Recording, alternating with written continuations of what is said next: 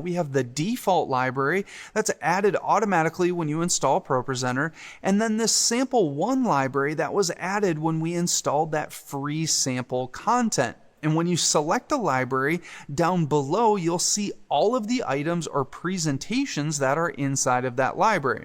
So our default library right now doesn't have any presentations, but our sample library has all of these that came as part of our sample content. Now you don't have to have multiple libraries, but if you want to for better organizations, you can. And you can move presentations between libraries simply by dragging and dropping them. So I could take this announcements presentation and just drop this into my default library, and now that's there. Now a presentation is a collection of 1 or more slides, and these slides can contain things like graphics, or they could be song lyrics, or they could be a presentation with bullet points and teaching notes and that sort of thing inside of them. So here we have a sample playlist, and you'll see in here we have some headers, and these are just visual separators that help us organize our playlist. So you'll see a header for pre-show, and then we have a couple different presentations in here. We have our announcements presentation,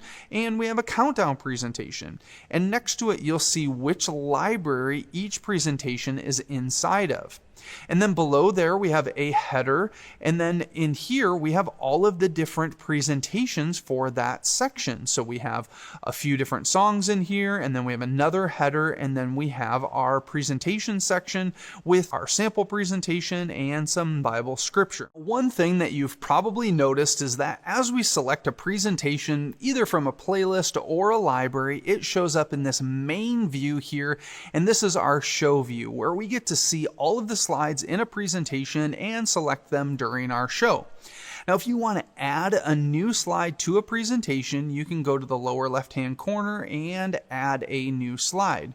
We also have options down here for how these slides transition. Currently, this is set to a dissolve, but we can also set this to a cut or use advanced specialty transitions by clicking here, and you can see all of the different options that you have available. Now, on the right side, we have different view options. Currently, we're in our grid view where we get a thumbnail grid, but sometimes it's hard to see the text that's on our slides, and so we have a easy view, which makes it much easier to see the text that's on your slides. We also have an outline view, and we have settings for all of these different views that you can see here, and you can change sizing for all of the views using the slider. Now, if we select a slide in a presentation, you'll see it show up in our preview area. Now, above the preview area, we have indicators letting us know whether or not our audience or stage screens are currently enabled. Now, mine are currently disabled, but I could easily enable one by selecting it here.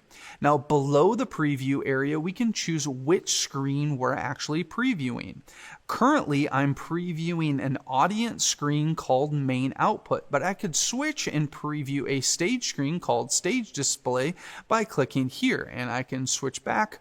And then below there, you can see playback controls for any media that's playing. So you can see we have playback controls here. I could hit the pause button or continue playing that. And then to the right of our preview area, we have clearing buttons. We could clear all of our content, or we could clear individual layers. So let's start by selecting a slide, and you'll see it in the preview area here. And next to the preview area, again, we'll see those clearing buttons where we can clear out or remove content from layers. And the large button we see here is clear all. And what that all means is it's clearing all of the different layers.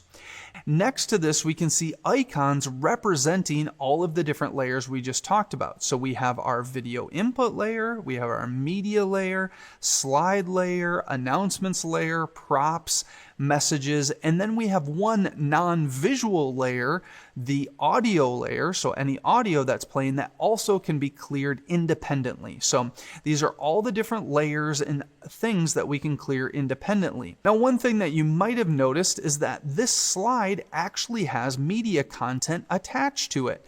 And that's because we can actually add media content to slides, and we'll learn how to do that a little bit later, and you'll see that there's a little icon here indicating that there's media attached to this slide. This makes it really nice for an operator because they can click on one slide and it's actually triggering media and slide content at the same time. And now they can click through a song and that media content will continue to play in the media layer while we click through slide content on the slide layer.